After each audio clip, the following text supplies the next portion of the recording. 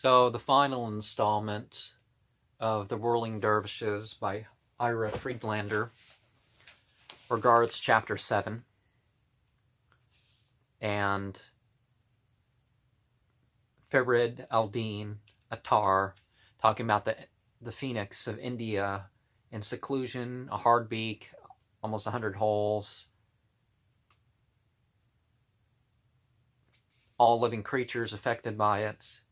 It learns music from philosophers. They live around 1,000 years. It knows. The trees are gathered. Its holes it cries. Okay. And it burns, and then the phoenix arises. Some say that the phoenix in modern time was a jinn, and the jinn has converted, or it's a class of jinn. Well,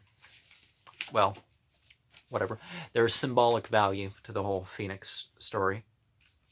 And some say, for example, Jesus, Muhammad, Jalaluddin Rumi.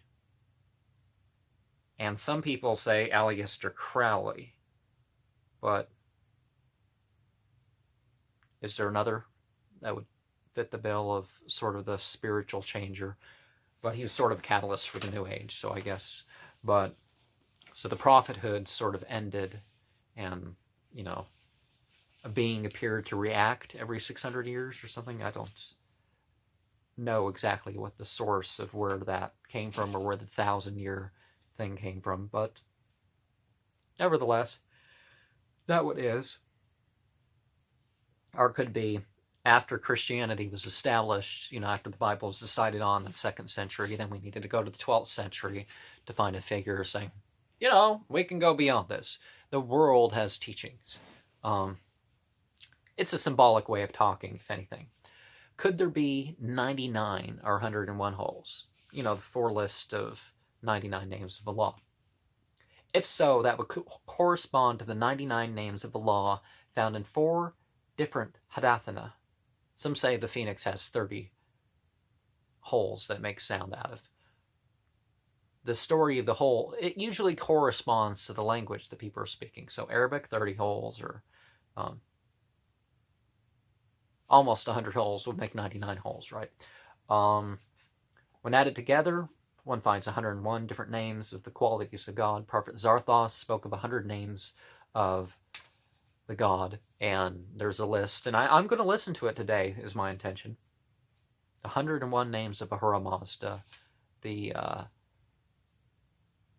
Freidown Rasti, or what was his name? It's on his channel. It is said that there's also a number of names for Ahura Mazda, the most awesome deity of light, truth, wisdom, and knowledge. The phoenix is said to live 500 to 600 years. This cycle is to correspond to the coming of a great prophet or philosopher. Included in this line is said to be Abraham, Zarthos, Moses, Socrates, Pythagoras, Plato, Siddhartha, Buddha, Jesus, Muhammad, Jalaluddin Rumi, and Aleister Crowley. Okay, I jumped the gun. Each of these followed in the steps of the previous prophets and philosophers. So I'm not always talking about prophets when I say that. Some of them weren't.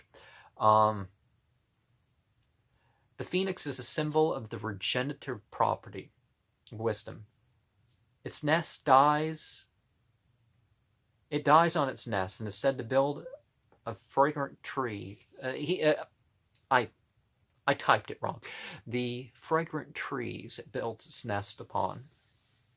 Acacia, frankincense, myrrh, other spices. These scent offerings represented the worshipful acts that must be done in the pursuit of knowledge. A phoenix represents the solar principle, the immortality of the soul, the spiritual rebirth, the keeping of the exoteric and esoteric secrets. So that's it. So let me tell you about the Hizb. Yes, I've mentioned the Hizb of Al. I've mentioned the Hizb of Adar. I've mentioned, of the land and the sea.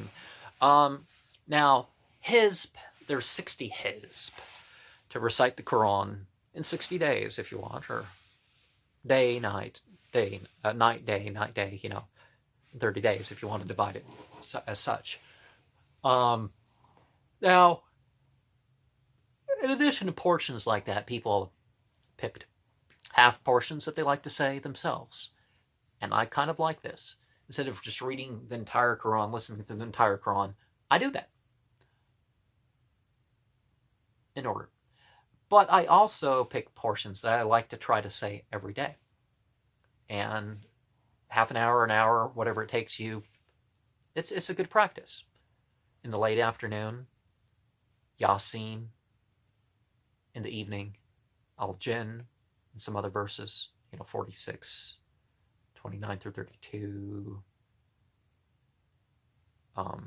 51, 56 through 58, 23, 93 to 98,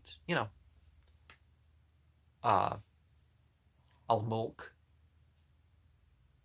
the last three surahs of Quran,